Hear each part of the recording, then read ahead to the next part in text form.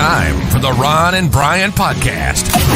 Get ready to fill your ears with the latest news, politics, current events, and whatever else we feel like talking about this week. And now, your hosts, Ron and Brian.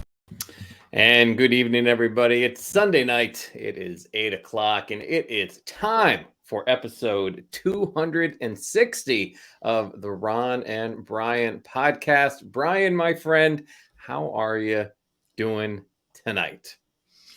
Ron, I'm going to say that anytime I am sitting across from a computer monitor 2+ hours away from you, but knowing that I get to spend the next 60 minutes fully engaged, 100% of your attention, just focused all on me, and you have my full attention. Do I, though? I feel like you let your attention wander at times. I think I used to, and I think that once we started doing the video, that changed. I mean, longtime listeners of the show will remember that, in the early days, seasons 24, 25, when we were doing audio only versions of the podcast, it was odd to just basically sit in a room staring at a computer, internet browser and just hear your voice. It was like the voice of God would come in. Then, everybody jumped over to video conferencing when the pandemic hit. Sure. That was when I was able to really, we upgraded our systems thanks to our Patreons who helped fund some of the cost for us to upgrade our capabilities. And that was when I was able to see you. And that's when I think I feel I can stand on firm ground with the statement that you have my undivided attention. All right. Well, then let's get right to it. It's time for Drink of the Week. Drink of the Week. Na zdrowie. Salud. Drink of the Week. Pleasure. Drink of the week. Drink of the week. Drink of the week.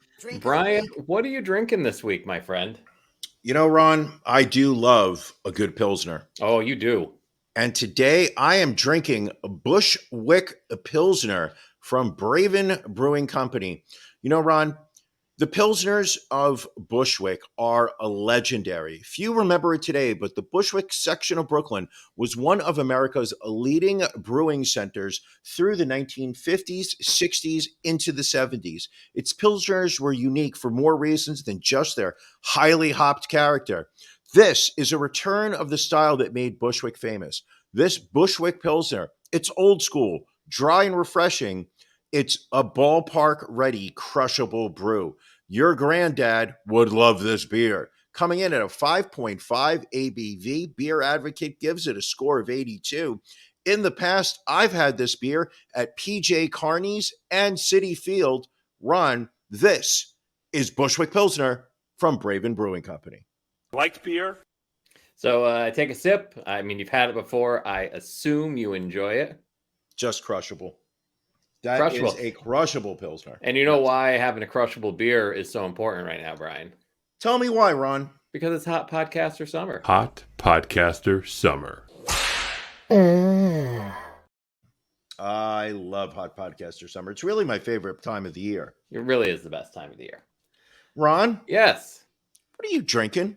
So I pulled something out of the fridge from our good friends at WeldWorks Brewing Company out of Greeley, Colorado. The reason I did, Brian, I was out at a place today, and I had a beer from WeldWorks, a collaboration with Other Half Brewing here in Philadelphia. It was a extra broccoli double IPA, and it did not have broccoli in it. Don't know why there's broccoli in the name, but it was just way over the top hoppy, just not enjoyable. But then I realized I had a can from WeldWorks in one of my Tavor shipments, and this is their German chocolate cake stout mixed with their milk stout, Brian. It's a milk stout with pecans, coconut, dark chocolate, milk sugar, vanilla, and natural flavors. It is clocking in pretty low for a stout, only 5.5%, but it's definitely dark like a piece of German chocolate cake. Let's have a sip here and see.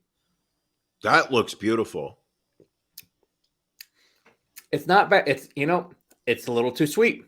If I Too were sweet. too sweet. I mean, again, you definitely get the chocolate flavor. You get the coconut. You get the lactose, which I know you're a big fan of, but just really too sweet.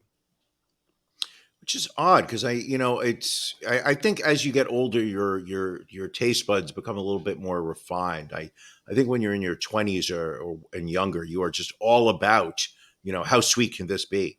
Right. Now it's just like, you know what? No, there are things that are too sweet. A lot of comments from last week. Janelle, hoping my beer isn't over 5 years old. This one's actually relatively new. It even said on the can, "Keep cold, drink now." And Billy apparently liking the extra half broccoli beers. Now, is that the we have an international brewery? commenter saying, as an Italian, it surprises me how famous beer is in other countries. It's all we have here to drown our sorrows in week after week.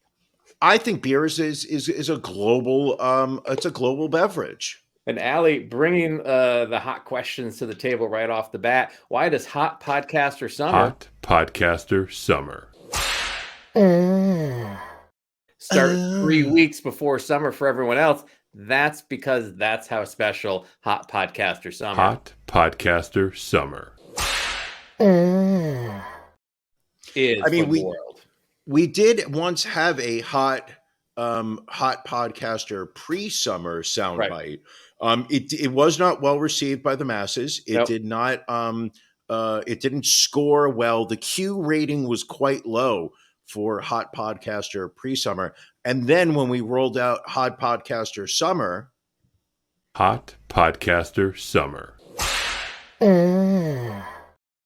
mean, through the roof. Yes. Through the roof. I mean, do you remember when we had that gentleman who was living in Upper Manhattan that basically took his family hostage because we had crossed Labor Day and no longer were we playing Hot Podcaster Summer?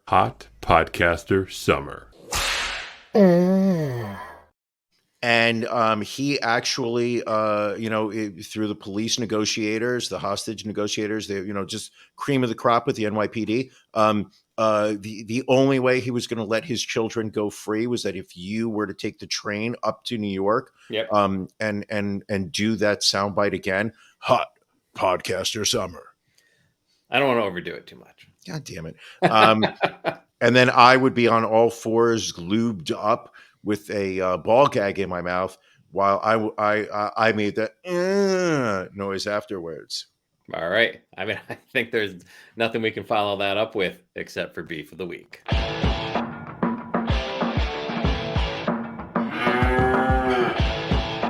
Ron and Brian's Beef of the Week.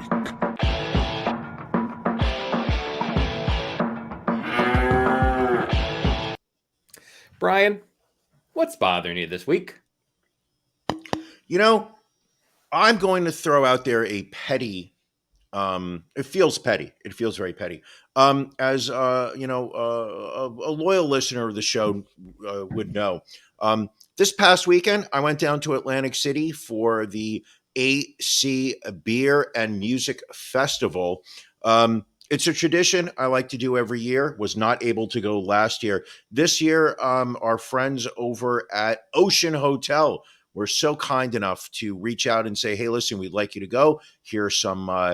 We'd like to give you some VIP tickets." So you were unable to attend this weekend. I was tied up, unfortunately. It was disappointing. I know that they had given us 4 tickets. They wanted it to be, be able to say Ron and Brian were attending.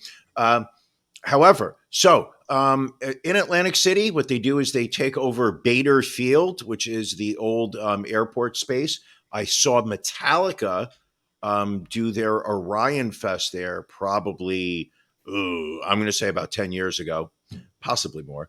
So there's over 100 different brewers. Each one set up under a tent with a table, providing you with 2-ounce pours, depending on how generous the pour is. Sometimes you get a little bit more, but it's a 2-ounce pour, and you get to try. There's hundreds of beers. Some of these brewers show up with 8 different beers. Some of them have special taps that come back at 4 o'clock. We're going to be we've got a small amount of this special beer, whatnot. Since we had the VIP access, we were able to get 30-minute entry prior to the general admission entry. So we got in at 1:30 and really had basically the entire festival grounds almost to ourselves. There was no line. We were able to just walk up to any brewer, get a pour, sample a couple, move on to the next one. Glorious half an hour. Let's put it this way. Before 2 o'clock, I was already feeling inebriation. Nice. It's at 30 minutes, just really putting it down. This is my beef. Once the general admission peasants, as we were calling them, entered, from that point on, throughout the entirety of the beer festival, from 2 to 6 o'clock, there was, at any brewer, I would say a minimum of 15 to 20 people waiting in line for a beer. Which, if they were giving you a 12-ounce beer and you could just walk around sipping it, that would be one thing. But it is absolutely ludicrous to ask me to wait in line 10 minutes for a 2-ounce pour of a beer. I would agree with you. Had we not gotten in a half an hour early and filled our bellies with lovely, hoppy beverages, it was a great time. But having had the ability to just experience no lines, the lines were just way too long, and that was my beef. So basically, after 2 o'clock rolled by, I did not have much beer. See, one thing you have to say about our good friends over at Broken Goblet Brewing, when we go to Hoppy Halloween every October, they cap the ticket sales at a number to where I think I've never been more than like 2 or 3. Had 2 or 3 people ahead of me in line. So it's just very quick getting to the different beers. So I agree with your frustration there. That's my beef of the week. Ron. Yes. What's bothering you? So this week, Brian, it is the availability of old TV shows on streaming services. I think some of you will remember when the pandemic began years ago. My wife decided to rewatch all of Dawson's Creek on Netflix, all 7 or 8 seasons, and I was subject to sitting there watching, Dawson, Pacey, Jen, Jughead, I think was one of them. But again, having to watch all of those for just weeks on end was just painful. And now, Brian, I thought maybe that was the worst show I would ever watch. But now she has found Felicity on Hulu and is now going through. And Matt's shaking his head because he's a big Kerry Russell fan.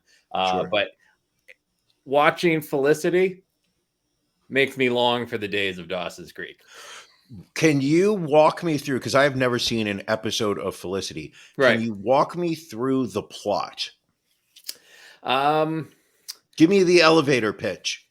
The plot is a bunch of college kids with maturity levels of 50-year-olds, even though they're in their teens and 20s. Sure. With basically everything you could want in life, finding ways to be upset with their lives. Okay, where does it take place? New York, I believe. Okay. What is Felicity's the main character? Correct. That's Kerry Russell. Now, has she cut her hair yet? Not yet. This is very early.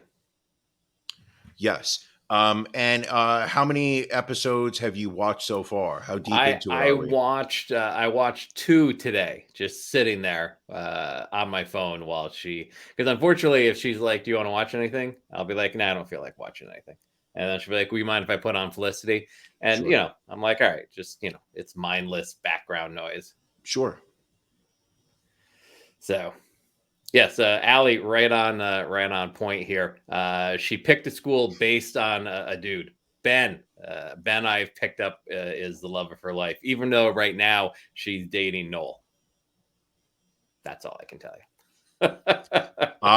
Is there any? And it's multiple seasons, correct? I'm sure. I think it probably went like 5, 6, or 7 seasons. I'll be traveling for work the next couple of days, so I will be thankfully missing many episodes of Felicity. So, will you be available for an update on Felicity and Ben next Sunday? Possibly, we'll see. We'll see how many episodes I actually sit through this upcoming week. Okay. All right, Okay. let's. We've It got feels like your beef is not old shows on streaming services, but it really feels like your beef is your wife. No, Brian. No, she is the best thing that ever happened to me, Brian. She just has questionable taste in TV shows at times. That is the beef, though. Well, it Is is that the she has beef. bad taste? But if In it wasn't available, Brian, it's like saying Matt's a bad guy because he does a lot of cocaine. It's that would be like blaming that'd be like blaming Matt when in essence the availability of the cocaine is what you blame it on. I'm going to say something. You've convinced me. All right, perfect. You have convinced me. That absolutely is the proper way to look at it. All right.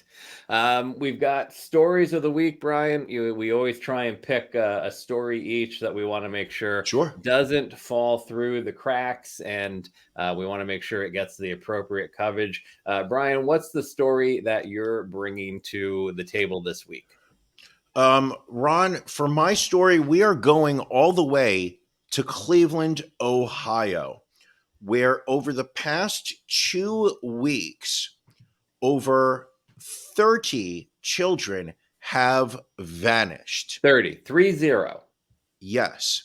The actual number so far right now that is being used by Police Chief John Majoy is over 27 children have been reported missing in the greater Cleveland area in the past 2 weeks.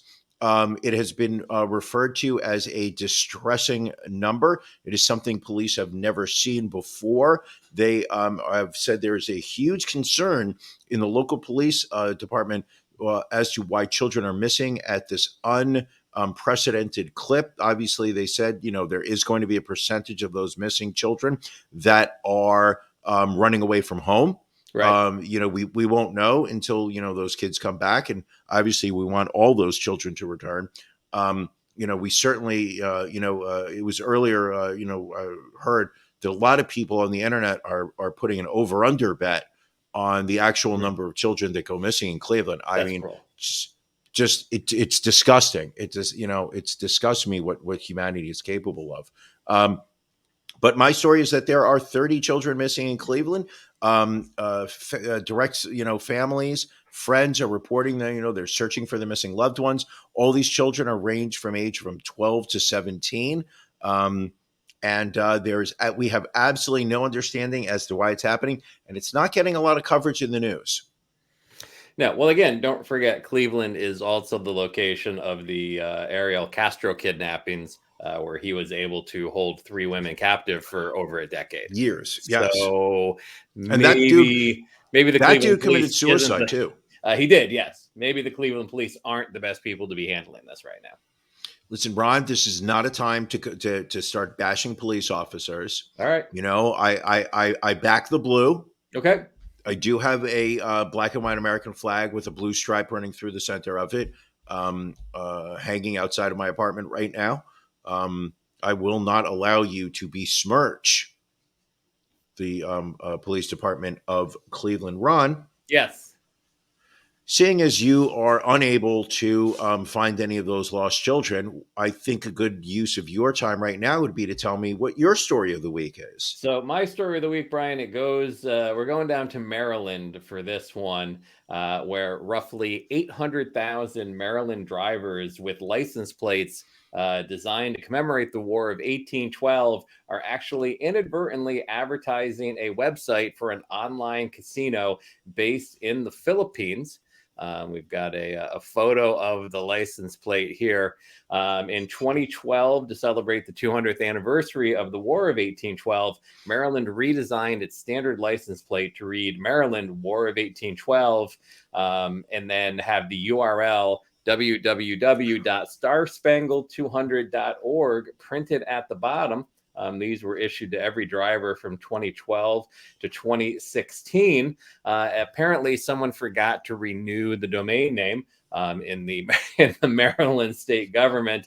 It used to drive people to a website talking about how Francis Scott Key was inspired to write the Star Spangled Banner, and now instead it shows a blinking bikini-clad woman advertising Philippines' best betting site. Question: how many people in do you believe in Maryland have actually deposited money on that website in the hopes of video chatting with that woman? I'm Instead gonna of just clicking off. I'm gonna say, the number's probably up there. I'm gonna say Frighteningly up about there. 25,000. Now, is this a specialty license plate that you have to go out and pay extra for? This was not a specialty license plate. This was an updated design that they put out starting in 2012 and used for 4 years until they changed the design. Interesting. Well, all right, Maryland. Question, Ron: have you ever had a license plate personalized? I have not. I have never really thought of anything that would be worth the money to personalize a license plate. Okay. What about yourself? I mean, for the short period of time that you were driving. No, I read something very early, many years ago, that you do not want to have a personalized license plate because it is easier for people to remember.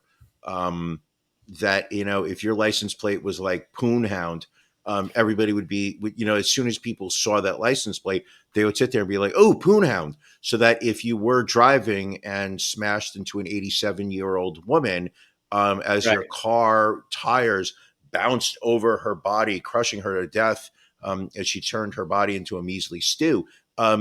Everybody would be like, yeah, they would be like, do you remember anything about the car? People behind you, yep, Poonhound. And now they know exactly who you are. While if your license plate is a randomly generated string of letters and numbers, Right. people would not be able to automatically remember your license plate. So you're saying having Ebola out on Poonhound would be like worst case scenario. Nice, Correct. nice Seinfeld reference from I Janelle. The love the ass man Seinfeld. plate.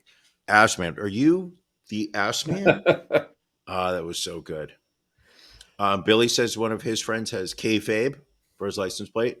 See, now and I always felt that if I were to be a driver, I would absolutely hit and run.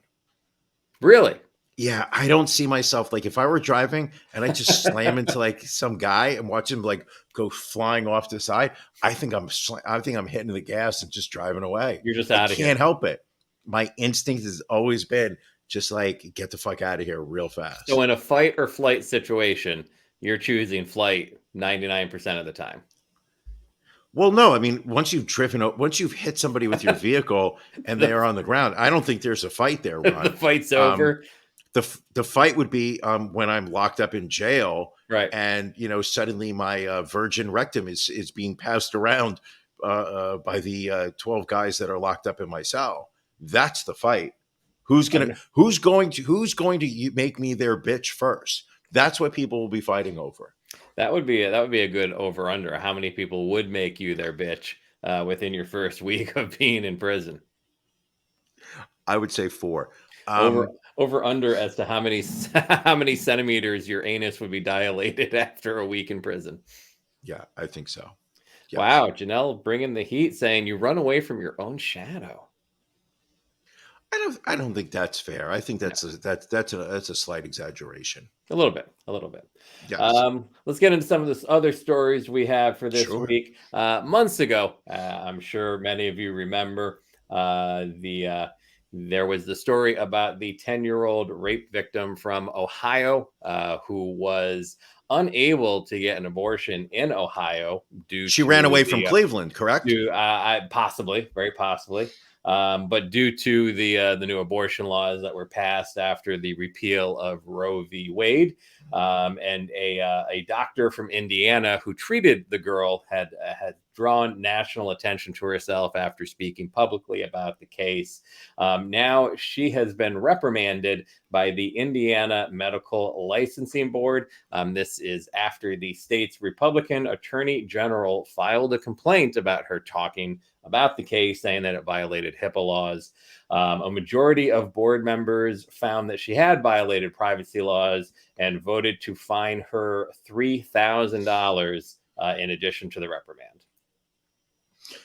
Is there a crowdfunding out there that we can If contribute money not, for her? I think we should find her. This is Dr. Caitlin Bernard. At the hearing last Thursday, she said she spoke out about the case to inform the public about the impact of state abortion laws taking effect across the United States.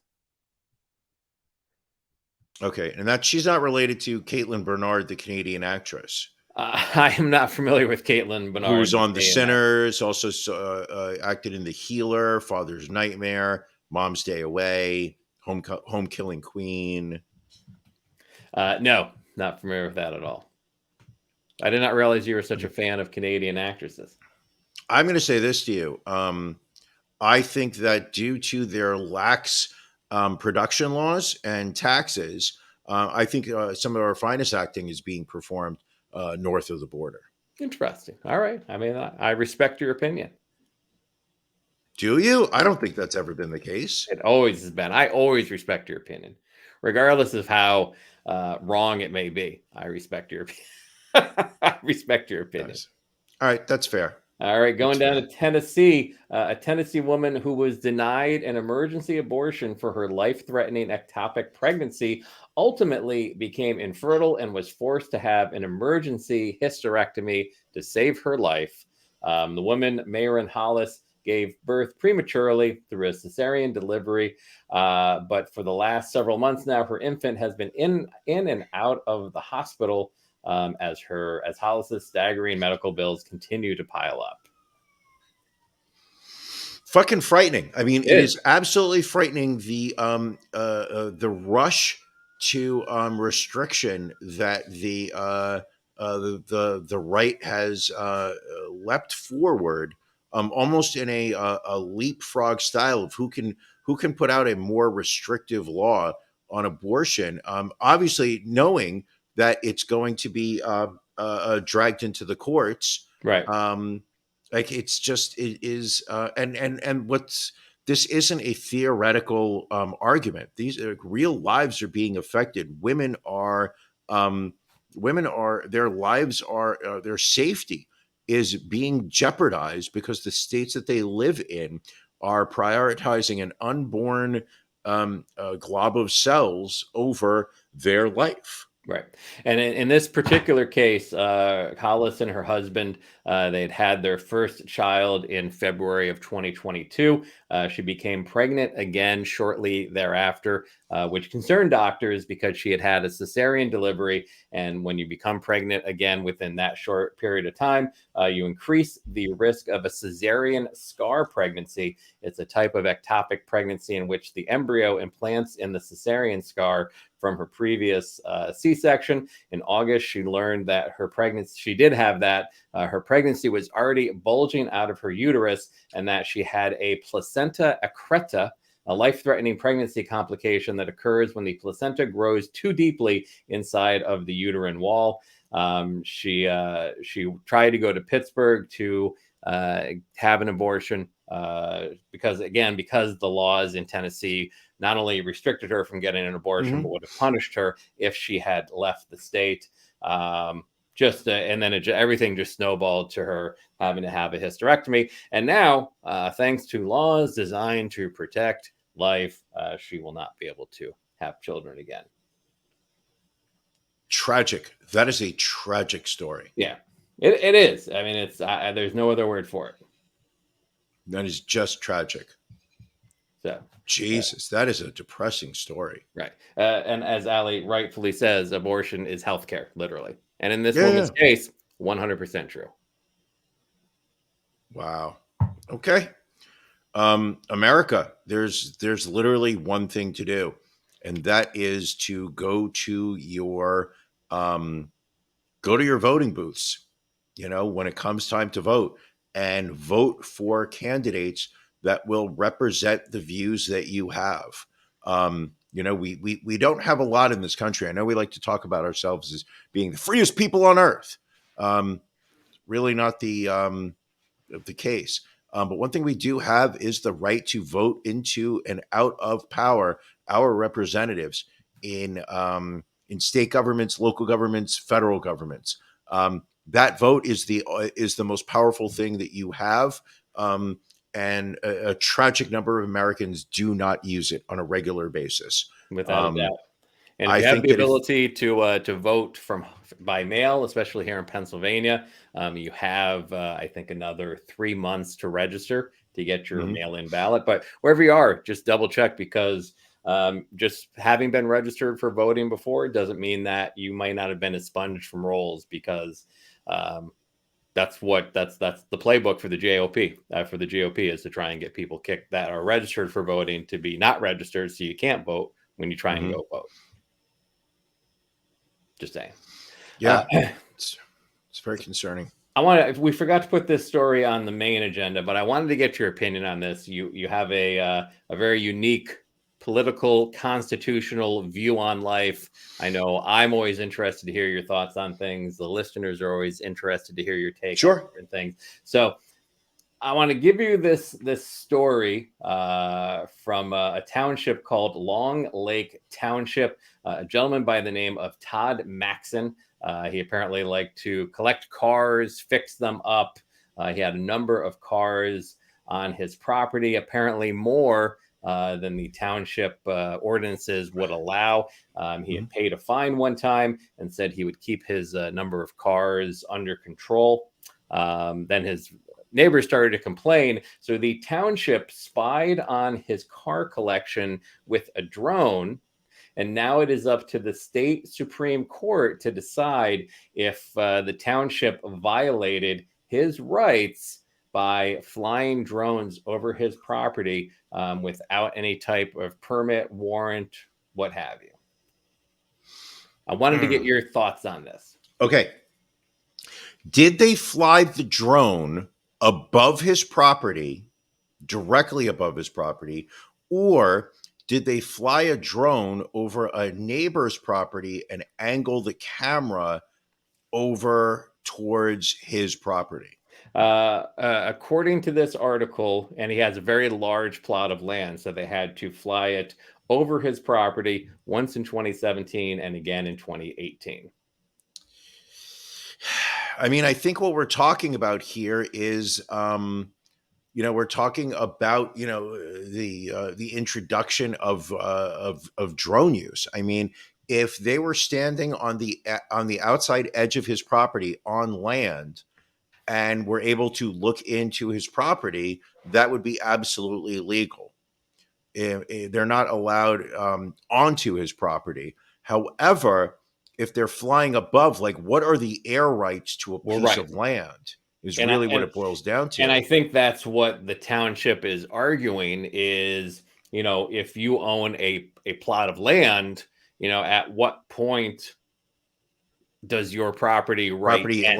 rights end. I think that number has to be determined, because Okay. the thing being is the fact that, like, where does this go? What is the extreme? You can announce that an airline does not have the right to fly over your land 30,000 feet in the air, at which point you are absolutely, practically unaware that that airplane is flying above your land. Right. And at the same time, you're sitting in your backyard with Mrs. Ron, enjoying an adult beverage after making your world famous burgers. Um, and are the police allowed to just fly a drone 2 feet above your head? It seems like they There shouldn't be allowed is, they shouldn't be able to, but there is a point at which point your logical claim for air rights over your land has to end. Well, we'll keep an eye on that. I mean, again, I think it's I think it's borderline illegal, but again, you can't own the airspace over your property. It's a very, I think, kind of gray legal area. So we will see. I feel that it will not stop at the Michigan Supreme Court. It's probably something that I think will escalate to the U.S. Supreme Court at some point. Does the article state how many cars he had? Because It did not. I do feel like if the answer is 4 and he's got a large piece of property, we don't have a problem. But if we're talking 86, I want to say it was more than 10. I don't know if it hit 86, but it was probably in the ballpark of like 15 to 20. were any of them wheelless and on cinder blocks? According to the article, a number of them would start when he would put the key in and turn them. So the majority of them were working vehicles. How do they know that he would put the key in and turn them on if they were not spying on him? This was the initial inspection. Got it. Prior to them doing the drone afterwards. You know what? Until we come to an understanding of how far your vertical rights to your land are, I think you have to side with this guy. I would agree with you on that. But we'll keep an eye out what happens. Absolutely. Is there anybody betting the over-under on how many feet above your land your air rights claim is? We will talk to DraftKings and see if we can get a parlay together on that. Ooh, I love a good parlay. You do. Brian, we started a new segment last week, which has already swept the internet. It has gone viral in the past week. Mm-hmm. It's called But the Drag Queens Are the Problem. Of course. At first when we started this, we were like, will this have legs? Will there be stories that we can point to each and every week? And sure enough, I think we've got 2 this week. Brian, which one would you like to start off with? I would think we should start off with listen, you know me, I like to always go with Pennsylvania. Any opportunity I have to put you on the hot seat and make you defend your state, that's always going to get my vote. All right, no problem. So this is in the Elizabethtown area middle school, a paraprofessional by the name of Megan Carlisle. We've got a mugshot for her right here. She is a 37-year-old teacher's assistant. She was fired for allegedly having sex with a 15-year-old student after sending the boy nude photos of herself on Snapchat. She allegedly fondled the boy while he was under her watch during an in-school suspension on April 28th. Carlisle allegedly had reached out to the boy on Snapchat after school let out on the day of the in-school suspension. The two allegedly began discussing sex on the app, and Carlisle sent explicit images of herself to the boy and his 16-year-old friend. That night, the woman then allegedly picked up the boy in her car, and they drove to an empty parking lot where they had sex.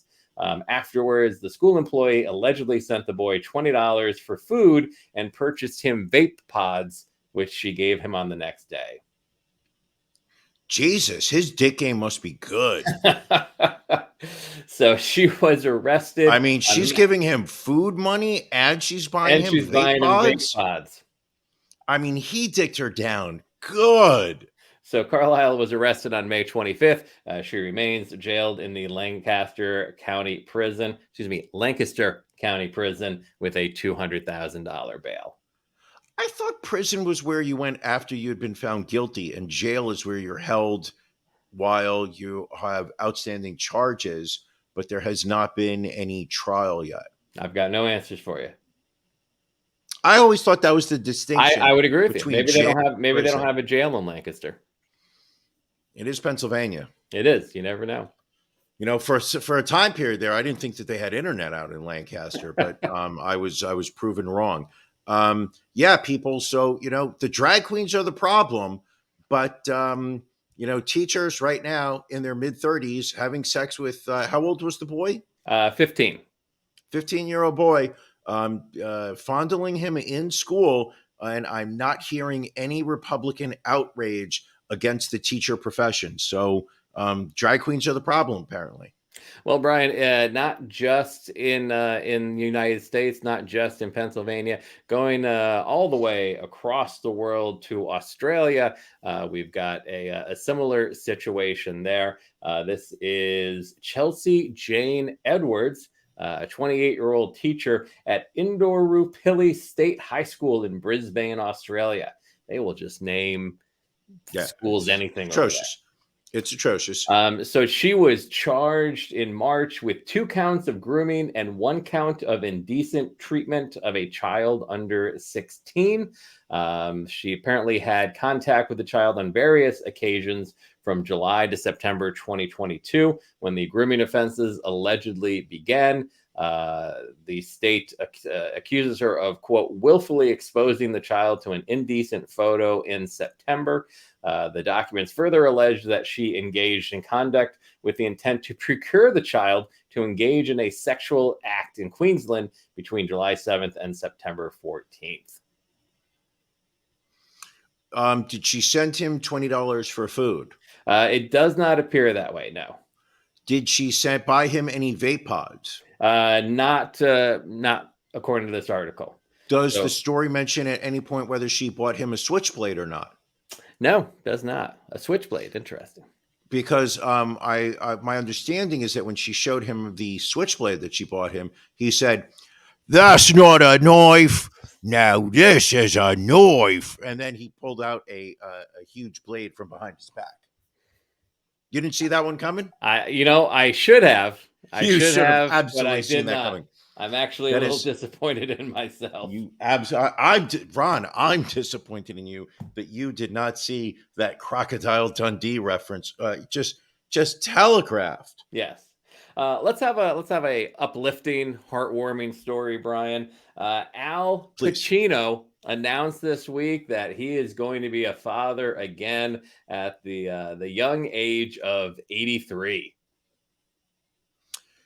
83, you say? 83, and he has impregnated his 29-year-old girlfriend. All righty.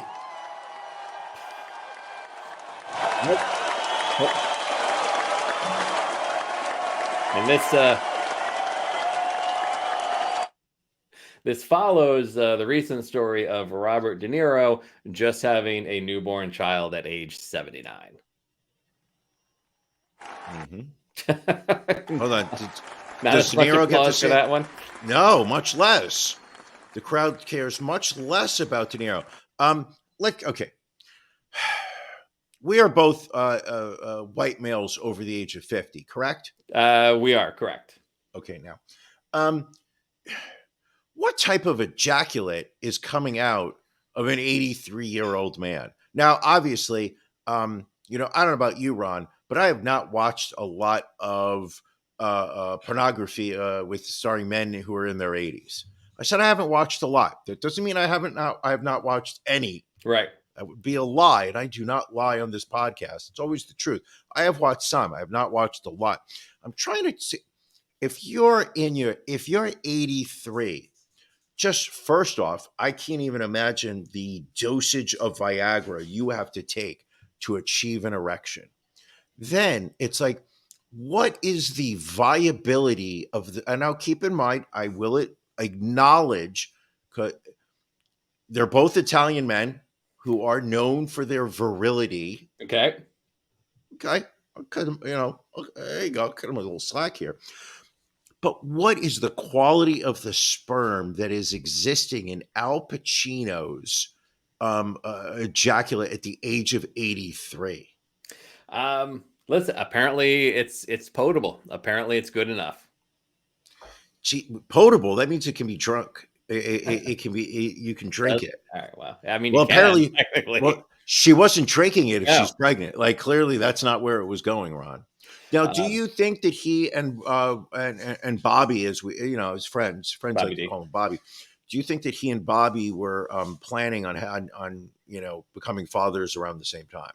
Maybe so. I mean, what's interesting is Pacino has a 33-year-old daughter with Jan Tarrant. So his daughter is 4 years older than his girlfriend. Oh, So awkward. And his girlfriend, prior to dating Pacino, she also reportedly dated Mick Jagger when Mick was 74 and she was 22. And she also dated another, like a billionaire, I She believe. dated a 60-year-old billionaire, Nicholas Bergeron. Listen, kudos to this woman. She clearly has a type. She wants older men who are going to be able to afford a lifestyle for her. But what, for both De Niro and Pacino, like it feels like they're literally setting these children up for childhood trauma. Because think about if you were 6, right? If your dad died when you were 6. No, he died when I was 50. Understood. I'm just saying, if when you were 6, if your dad had died, wouldn't that impact you? Wouldn't that Yes. So what are the odds? I think these kids are gonna be dealing with the deaths of their fathers so early in their life. This is the selfishness of the Al Pacino and of De Niro, who are literally only thinking of how can I get a 20 some odd woman into bed naked for me to have sex with, and then the pompous egotism to sit there and be like, yes, I'm going to I'm going to bring in a life into this world right now. Ron, what do you think is the appropriate age when somebody should stop having children? I don't know that that's for me to judge, Brian, but it feels like if you have a greater chance of dying before your kid is an adult, maybe you need to kind of revisit that. Okay. So just saying. I don't disagree with you. I mean, I don't know that there's a specific age, but I do think that, this is, 83. This is, you're not ready to be a father anymore. Like, I'm 52 now, and I feel like I would be too old to have a kid. Yeah. Because do I want to be the 70-year-old dad at my kid's high school graduation?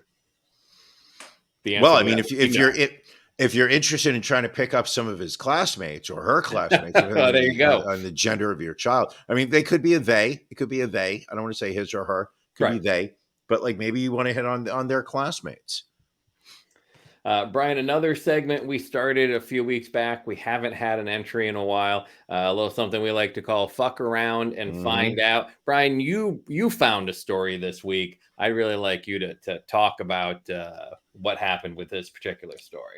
This story takes us all the way out to Queens, New York, one of the 5 boroughs often overlooked when people think about New York City, one of the most populous boroughs in the city, also clearly the most ethnically diverse borough in New York City. We are going out to the Kew Gardens section of Queens, known for its diversity, we'll call it. A 65-year-old man shot and killed a younger man who tried to rob him in a Queens parking lot 2 a.m. early last Wednesday morning. Cops say the gunfire erupted around 2 a.m. on 82nd Avenue in Kew Gardens, literally blocks away from the Queens Criminal Court, when a 32-year-old victim approached the older man with a sharp object. Police said he demanded cash and cigarettes, though are not currently sure what the sharp object was. The 65-year-old man reached into his jacket, pulled out a gun, fired a few shots at the alleged thief, striking him several times in the chest. Police were immediately called, and the 32-year-old was pronounced dead at the scene. According to the superintendent of the building which owned the parking lot, he had a gun in his hand, gave him ample time to retreat, go the other way, and the guy was just not budging, said after a surveillance video of the incident. Listen, Ron, yes. I'm not encouraging vigilantism. No, because it feels like you have in the past. Not at all. But I am going to say fuck around and find out. Seeing a 65-year-old man walking through a parking lot is not an invitation for crime. If you are walking the streets and you are looking to rob, mug, attack people, it is time that there is a sense of fear that is put back into your brain. Here's a guy who thought that this old man was just easy pickings and is no longer on this mortal coil. And I shed not one tear for him. All right. That's your prerogative. I mean, you do have to be careful when you fuck around, because a lot of times you will find out. You do find out.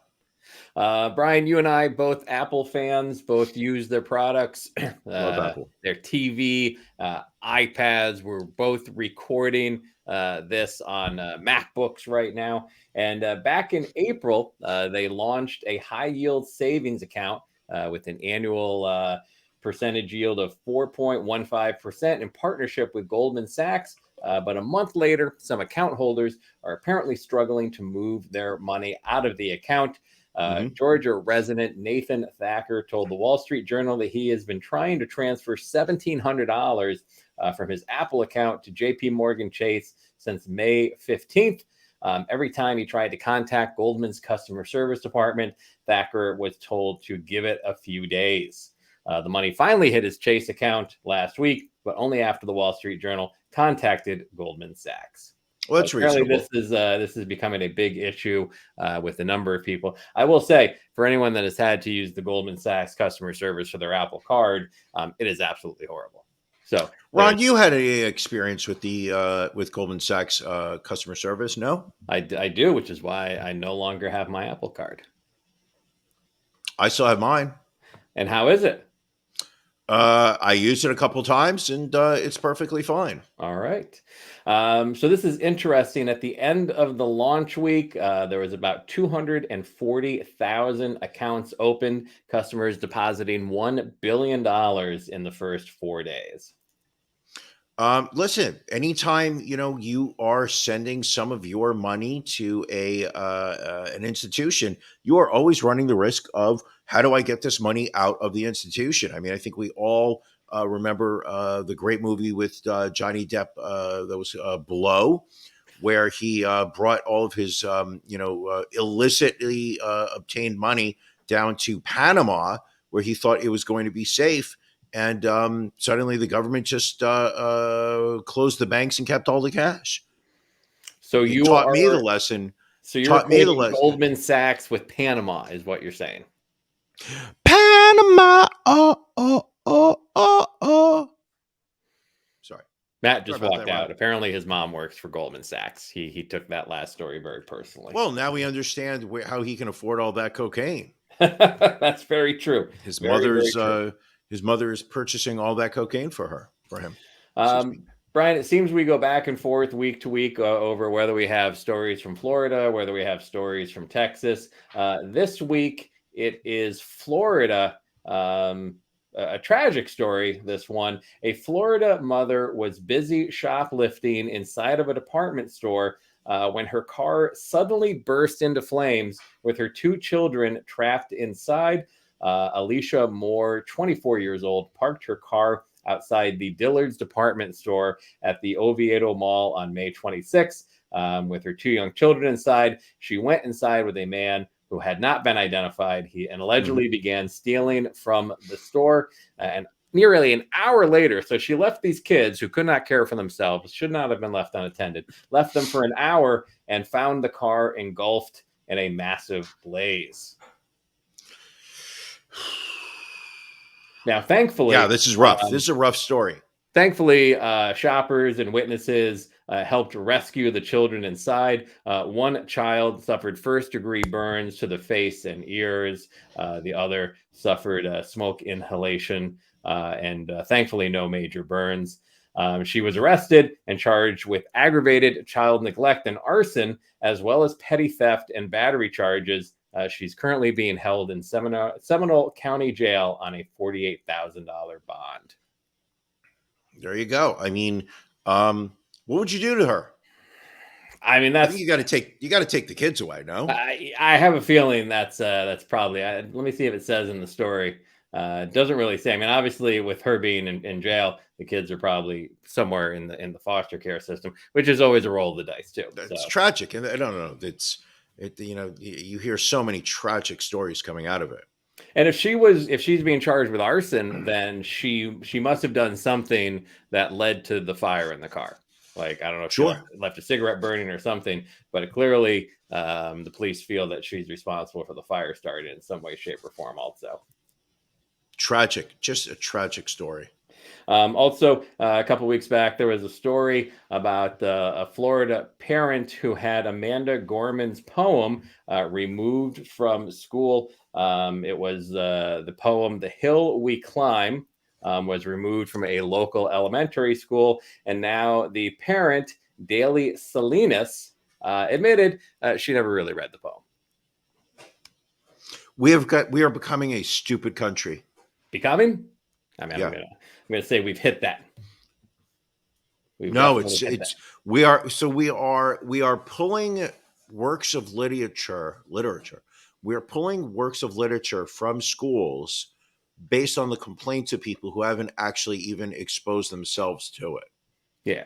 And she not only complained about that, she complained about other children's titles such as the ABCs of Black History, Cuban Kids, Countries in the News, Cuba, and Love to Langston, because they included, quote, references of critical race theory, indirect hate messages, and gender ideology and indoctrination. In a May 24th interview with the Jewish Telegraphic Agency, Salinas was asked about her book challenges, as well as, shockingly, anti-Semitic content found on her Facebook page, including a disturbing post with a list of steps for how, quote, Jewish Zionists would achieve world domination, including, quote, replace royal rule with socialist rule, then communism, then despotism, and sacrifice people, including Jews sometimes, when necessary. For the interview, Salinas, who says she has a deep opposition to communism due to her Cuban heritage, admitted that she hadn't read her questionable post beyond the word communism. She also noted that English is not her first language, and that apparently she loves the Jewish community. Sure about that? I mean, and I just can't with Florida. It's really out of control. It's genuinely out of control. The desire to force an agenda on other people. Like, whatever happened to these are just my views and I don't really care. Right. It's now like, these are my views and everybody has to now live under what's convenient for me and what I look at. It's fucking ludicrous. Like, it's okay to disagree, but why do you have to? Well, no, it's not. Well, no, I'm saying, like, it's okay. Like, in theory, it's okay to disagree. Why take these books and these poems? Like, if you don't want your kid reading the poem, then don't have them read the poem. Why feel that you should be the judge, jury, and executioner deciding what content should be allowed out there? Because we are so empowered to stand up and shout out our views as if they are correct. It's wild. It's absolutely wild to me. Ron, can I ask you a question? Well, that depends what that question is, Brian. What are you watching? What am I watching? Actually, I only watched one thing this week, Brian, and it was The Curious Case of Natalia Grace on the ID channel. The Curious Case of Natalie Grace. No, or Natalia. It depends who you're talking to. So it is the story about. Is this another one of your wife's choices? No, this actually, I kind of wanted to see this based on the trailer. So as the story goes, Natalia Grace was a girl from the Ukraine who was adopted at 6 years old by a couple. The couple then claimed that she was actually an adult posing as a child because she had a certain body dysmorphia, dysplasia disease. But the problem with it's 3 episodes, like 3 or 4 hours. One of the problems is it is primarily told from the viewpoint of the husband. Like, he's the only one. The husband and the oldest son are the only ones who really participate out of the family. His ex-wife, Natalia, didn't really participate, and he is just this over the top drama queen type guy. And there's just both he and his wife really seem like horrible people. And really, in what sense? Just they basically believed this girl was an adult, and they ended up abandoning her, a 9-year-old girl who, again, the special doesn't really prove one way or the other how old she is, but I think it's fairly safe to say that she is a kid or was a kid when they adopted Really? her. And they basically Ooh. left a 9-year-old alone in an apartment, and ended up getting charged with child abandonment. And so you kind of see how the story progresses over the years, and the father ends up going to trial in the final episode. But it was just very Jesus. not cool, William. Very not. That But is, that is, yeah, it wouldn't be one. I mean, if you're interested in the story, I would watch it. I don't think it was a very well done documentary. I don't think it had a neutral viewpoint. Let's put it that way. okay. Well, definitely considering that it's, told from the father's perspective, Right. who might actually agree with William Esquire, which just makes it all the more problematic. What are you watching, Brian? First off, if we do not acknowledge the series finale of Succession, Okay. I highly recommend it, Ron. I know that you did not, you were not on the Logan Roy bandwagon. You are not a shareholder in Waystar. Maybe I'll try and get back into it now that I can just binge watch maybe I'll binge watch Secession while my wife is watching Felicity. Sure. Or you could wait 24 years and then your wife will be like, hey, look, I'm going to watch Succession. Do you mind if I put some TV on while you flip through your phone? There you go. While you'll be at the age of 83, trying to figure out how you can impregnate your wife. She'll be too old to impregnate. I'll be looking for a 29-year-old. You're currently looking for a 29-year-old. Hey now. So watch the season finale of Succession. Really well done. Just an amazing show. I give them a lot of credit for wrapping it up after 4 seasons and not trying to drag this out into 6 or 7. Obviously, the money was going to be there, but they took the high road and said, listen, this story can be told in this period of time. We're going to tell it, and then we're going to move on. Really well, highly recommend it. Now, do Finale. you find that when at the very end, Patrick Duffy wakes up and you find out that it's been all of a dream, did you find that was kind of a cop out the way they ended it? Hold on a second. To me, the fact was that they did not do a close up of Patrick Duffy in the shower. They did, they pulled the camera back for a wide shot. I mean, the fact that he was willing at his extended age of 83 to just go full on frontal nudity. I mean, the fact that you saw his Franks and Beans there, as they end the series, as Pam Dauber, who was Morgan Fairchild? She had like reddish brownish hair. I keep wanting to say Pamela.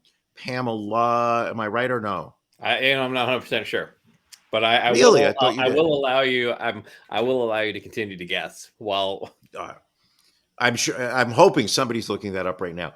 Anywho, also saw the series finale of Ted Lasso, okay. which I think had one of the strongest first seasons of a show in a very long time, only to have really, I guess, just gotten worse and worse. That by the time season 4 rolled around, and I think it was season 4, it might be season 3, it doesn't matter. I didn't even really care what was going on in the story, but I had already watched enough episodes. His character's wife was Pam. Who was the actress, William? Who was the actress? And literally was just praying for each episode for it to be the series finale. But of interest, what I would like to point out is on Amazon Prime, I watched a documentary called Wrecking Crew, which what is this about? It is a documentary, Victoria Principal. Yes, we all should. As a young-blooded boy in the 80s, that name should just be emblazoned in my brain. The Wrecking Crew. It is a documentary about a series of studio musicians that were in LA in the 60s, 70s, late 50s. They were a group of 20 to 25, a collective, studio musicians, including people that went on to be famous like Glenn Campbell, Leon Russell. But the idea was that these guys were and women, excuse me, they're not just guys. This group, they were unofficially called the Wrecking Crew, but ultimately they were the de facto backing band for almost every hit record that came out of the LA music scene in the 60s. See? He No, knows what I'm talking about. That's a great comment. But he then contradicts himself with this comment. Right. Anyway, but basically it was on, back then music was very singles driven. Right. So there was very, it wasn't as focused on a full album. So you would have these bands that would write a song, would go into the studio, and the producers would hear the band, write the song. Then they would bring in these group of it was a collective. So it wasn't always the same group of people, but this mixture of like 20, 25 people would come into the studio, perform the recorded version, improve on the song, add notes to it, and were never afforded any type of public acknowledgement that they had performed on the album. So, the case that is the first one that comes to mind is the early Beach Boys music. Right. Where it was not being performed by any of the people that was on the album, but it was performed by the Wrecking Crew, who would sit there with Brian Wilson, and he would kind of walk them through, this is what I want this song to be. And then these studio musicians would basically take a song and just do it perfectly. That would be the released version. And we're given no credit whatsoever for decades. Like not even royalties or anything of that nature? Wow. Because they would collect a scale paycheck for their work for the day, and then they would move on. And when the music would be released, it would be like music by the Beach Boys, recorded by the Beach Boys, instruments played by the Beach Boys. Interesting. And kind of the facade was cracked basically with the Monkees. When the Monkees was a famed TV show about these four guys that were in a band, and it came out that it suddenly became very public that they did not play any of their instruments. Wait, the Monkees didn't play it? But back then there was such a nobody. It was never spoken about that there were these studio musicians that were doing it. It was one of those things where you're flipping through, a streaming service trying to figure out something to watch, and you click on something, and within, 10 minutes or so, you're like, this is interesting. You have my attention, and I'm along for the ride. All right. Wrecking Crew. And even Wrecking Crew on Amazon Prime. All right. Brian, another great episode, I think. We are getting ready, of course, to move on over to After Dark, which will start at 9:30. It's especially for our Patreon subscribers, which if you want to join, go to ronandbrianpodcast.com. Click in the upper right-hand corner. If you subscribe with the $10 level or higher, you get to join us live. Last week was fantastic. It was our month-end pajama party. Our Patreon listeners got to join us. We did a rousing edition of Can You Beat Brian? It was a hard-fought battle, which was won by a friend of the podcast, Janelle, in tiebreaker fashion. Did Janelle decide who her $50 donation was going to? Never was. I was going to give her another day and then reach out to be like, hey, you've had a week. Give us because there is a $50 donation to the charity of her choice. Waiting for her to pick which charity. Last time she beat, I believe, you a month ago, and it went to Planned Parenthood. Maybe she'll send the $50 to that Indiana doctor that got that $3,000 fine. Just a suggestion, but it's hers to pick. It's hers to pick. Absolutely. All right. Well, we are going to get ready for that. We appreciate. We didn't forget, Janelle. We didn't forget. We always are on top of things. So we're going to get ready to do that. We appreciate all of you joining us this Sunday night. Brian, anything else you want to bring to the table before we wrap this up? Listen, I know, we like to talk about, listener of the week. The listener of the week is this person right here. If you're on the video chat, you will see exactly who I'm talking about. I think it goes without saying. I mean, comment of the week right here. I know that in December we put together our comment of the year bracket, sponsored by our favorite Russian beer, Oberon.